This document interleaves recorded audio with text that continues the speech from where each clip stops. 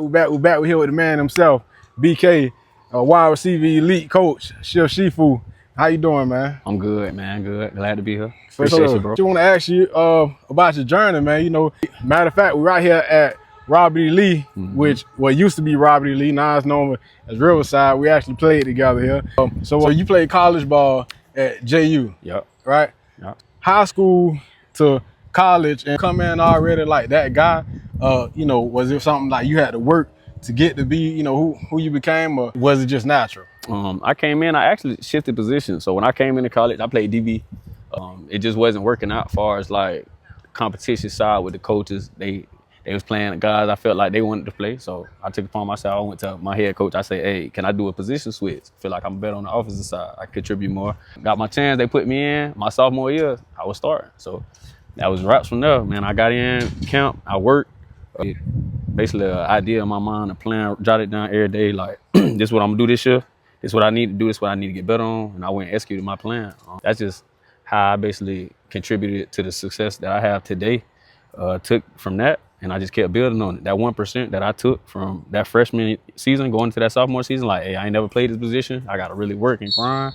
And I took that and applied it to life. And we here right now doing big things. So thankful for it all. Definitely doing big things. Definitely doing big things. So from what I got out of that, for one, you was flexible. And you just get locked in one thing. And the main thing was just love football. You knew you wanted to get on the field, and you seeing where you can make an impact at. The next thing you said was the work you put in outside the field to become better, the elite player you became. Yes, sir. So with that being said, man, how important is it to put in work by yourself? I'm pretty sure when you was putting in that work, you probably was nobody around. You know, speak on that a little bit, and just how disciplined you had to be to come out every day and put in that extra work.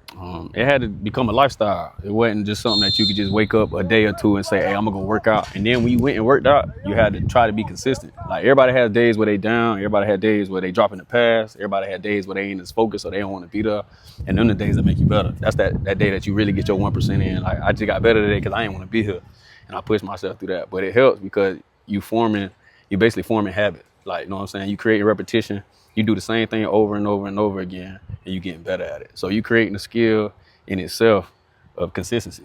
Like, you know what I'm saying? You just getting better day after day after day, and you can feel it. The more work you put in, the harder you work, the more you learn. You'll see the results as long as you put it in. And then the grind was like, I'm out here by myself with me. And my boy Q Hall, you know Q. You and Q played together. So we was out doing one-on-ones, no quarterback, like on air. And we'd probably do 50, 60 reps. Me, Chris Jones, me, Q Hall, me, Step Durham, like no QB sometimes. We just out there, release reps, and we just working on little things. So we might go over there because I ain't had no quarterback. We going top of the route. I just want to work my footwork top of the route. So that way, when I do it full speed, it's already natural, it's habit. And just little things like that, man. You just got to work yourself into that habit for real. Like, just get used to it, get your body accustomed to it, get your mind accustomed to it, and make it your way of life. And man, just speaking on Q Hall, man, one thing I want to say about him, that's a guy who I can say is flat out relentless. That's a guy who I say, it don't matter how many times you tell him no, he gonna keep coming back until he get a year. Facts. And he gonna, and you know, that's how he find his way at the next level, another level, man. So shout out to Q Hall, man. Shout out to Q Hall. So I want to ask you, man, like, so with that, what does the word discipline, what does that mean to you? Staying down. Discipline to me is like just being ready for that moment. Discipline to me is perfect in your mindset.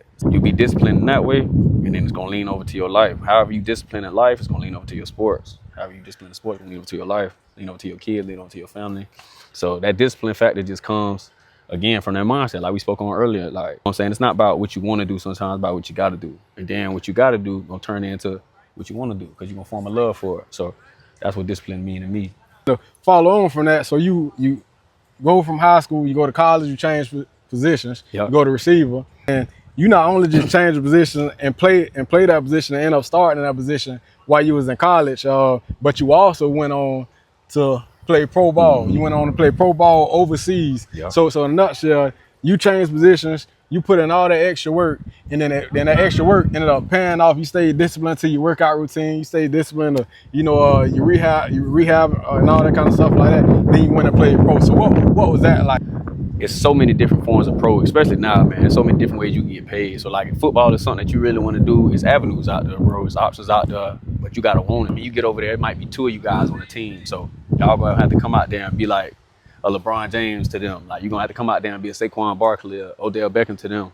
So that work ethic you put in sometimes a little harder because you got a little less room for error sometimes. So it just depends on where you at. Because if you messing up, they might mess around and get you out next week. My experience over there though was amazing, bro. Like I got to see different parts of the world, different cultures, bro. I got to interact with different kind of people, learn different languages, eat different foods. Experience was by far the best experience I ever had. Playing overseas was a joy in itself. Got to connect with so many coaches, so many players, bro. Athletes I still talk to now. So that experience on its own was good. It helped you grow, helped you shape yourself, shape your mind, because you in a world that you don't know. So you got to be open to a lot of other things. You got to be more willing to listen. You got to be more willing to learn, to adapt. You know what I mean? Get a little more outside your comfort zone. So my experience over there was amazing, bro. I couldn't ask for nothing else. And I'm pretty sure that experience also helped transition you and help you grow and become everything that we see today. You know, this Chef Shifu. That, man, and I'm pretty sure even throughout that whole process, you had to trust the process, you had to trust your process.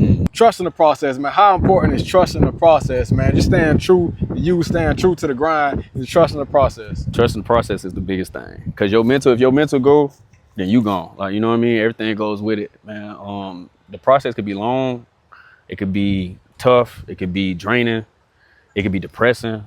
There's so many emotions that you go through, but you got to stay focused. You got to stay down because you never know when it could pop. Like you could be working out for 2-3 weeks, never get a call. You could be working out for a day and get a call the next day and be flown out in 2 days. So like that's how it go. You might get a call. Hey, we talking about a contract. We'll hit you up soon. Don't nobody hit you up about a week, 2 weeks, sometimes a month, and then you get a call the next day. Hey, we're gonna fly you out on Wednesday. So imagine if you ain't stay down, you ain't stay disciplined, you ain't stay ready, and then you stop working because your faith was gone because you ain't, man, I don't know, I ain't getting no buzz. Coach ain't hit me back in a week or two. Stay down, ain't stay focused, and then boom, they call you. You come out there, now you're not ready. Now you get sent home. So it's important to stay down, stay focused. Like what we talk about, man, we say all the time, stay disciplined, man. So stay focused, run your own race because everybody's time ain't the same. Your time might be next year, 2 years from now, 5 years from now. Somebody else's time could be yesterday. It could be today. It could be next week. So as long as you run your own race, man, you'll be successful. Stay down, stay prayed up, and just keep working, man. So in a nutshell, stay down till you come up. Stay down till you come up. Stay ready, you ain't got to get ready. Exactly. Hey, man, hey, appreciate you, bro. Hey, we at the 50 with BK, Chef Shifu, you know what I mean? Hey, we back in the backyard at Robert E. Lee, or well known as Riverside. Back on the home field. Yeah, man, hey, y'all know it's only one way. It's only one way, the BraveHeart way. Let's get it. Young nigga been focused on my check.